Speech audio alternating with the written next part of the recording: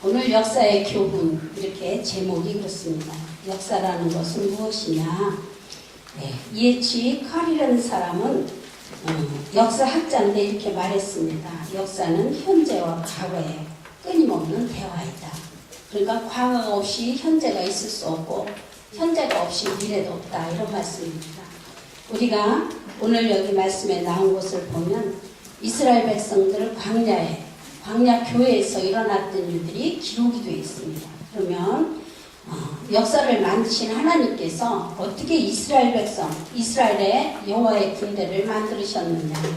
창세기 12장에 보면 인간의 구속사가 시작이 됩니다. 거기서 아브라함을 부르시죠.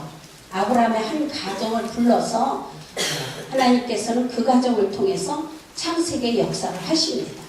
또 출애굽기를 보면 출애굽기 13장 37절에 보면 그 이스라엘 아브라함의 가정이 이제 한 군대가 되었습니다. 한 민족이 되어서 애굽 땅에서 이 출애굽해서 나올 때 장정이 60만 가량이다, 이렇게 기록을 해주고 있습니다.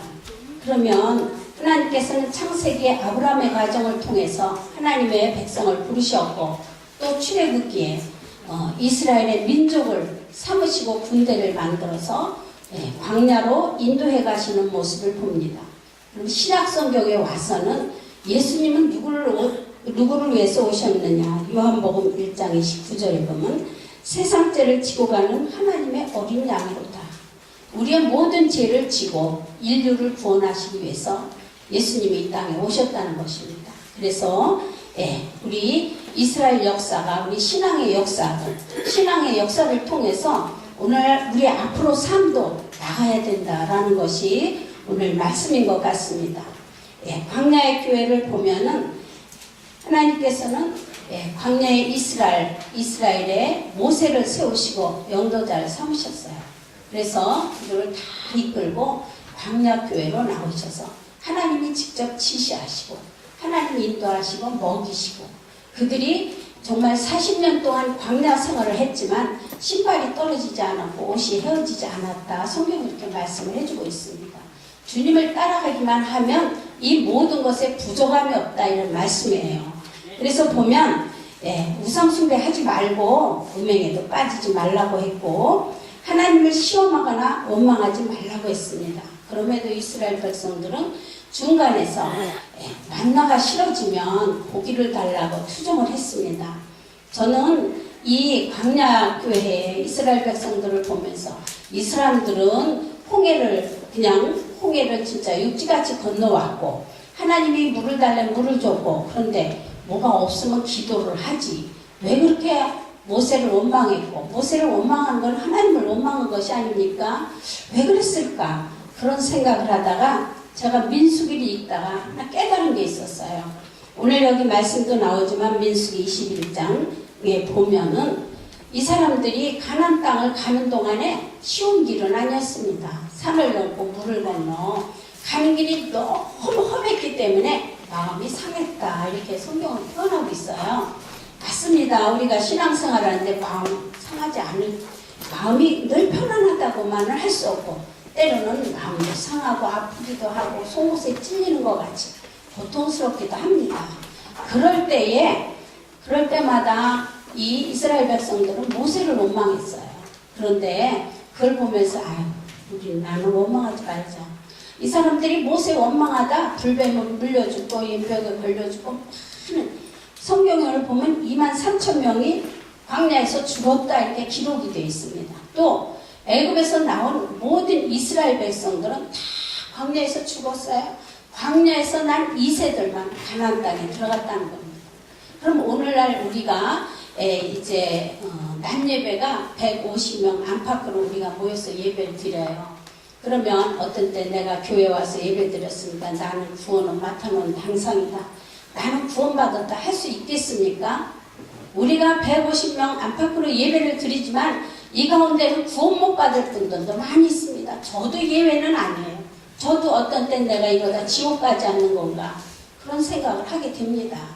누구도 예외 없이 우리가 하나님 말씀을 떠나서 살면 우리는 구원받을 수 없다는 걸 우리가 깊이 생각을 해야 됩니다. 누구든지요. 목회자도 또 우리 모든 장로님도 우리 권사님 모든 분들이 다 그 가운데 속해 있다는 것을 우리가 명심하고 우리가 신앙생활을 해야 되지 않을까. 그래서 이 광야교회의 모든 신앙이 말세를 살아가는 우리들에게 큰 교훈이라고 말씀을 해주고 있습니다. 로마서 6장 13절에 보면 이런 말씀이 있습니다. 너희 지체를 불의의 옛날 성경은 병기로 되어 있는데 우리 지금 이 성경에는 불의의 무기로 지에게 내주지 말고 오직 너희 자신을 죽은 자 가운데서 다시 살아난 자 같이 하나님께 드리며 너희 지체를 의의 무기로 하나님께 드리라. 전 이 말씀을 늘 생각합니다. 내가 지금 어느 쪽에 서 있냐, 예수님 편에 서 있냐, 세상 편에 서 있냐 늘 생각하면서 의의 병기로 드리라고 부탁하시고 말씀하신 주님의 말씀을 우리는 기억을 해야 됩니다. 그래서 내가 교회에 출입해서 꼭 구원받는 것도 아니고 헌금을 많이 해서 구원받는 것도 아니고 정말 하나님 말씀이 내 안에 양식이 돼야 되고 내 안에 생명이 될 때에 우리는 구원을 보장받는 것입니다. 그런 삶의 우리 가운데 함께 하시길 바랍니다. 셋째, 12절에 보면 자만하지 말라고 했어요. 우리는 어떤 때 내가 기도를 많이 하기 때문에 전도를 많이 하기 때문에 손줄로 생각할까 너희는 조심하라 이렇게 말씀을 해주고 있습니다. 늘 내가 어느 자리에 서 있는지 내 있는 자리가 주님의 자리인지 우리는 기억을 하고 살아가야 됩니다. 그래서 우리 안에 예수님으로 채워지지 않으면요 자꾸 뭔가 허전하고 뭔가 자꾸 세상을 둘러보게 됩니다. 그래서 세상 것은 채워도 만족이 없어요. 세상 것은 그렇습니다. 그러나 예수님으로 내 안을 채우면 하나님께서는 무한한 기쁨과 감사, 넘치는 은혜를 우리에게 허락을 해주십니다. 우리가 병상에 계신 분들이 가끔 꿈 얘기도 하시고 하나님과의 만남의 이야기를 하십니다. 어려우니까 하나님 앞에 구하는 기도가 진실하다는 겁니다.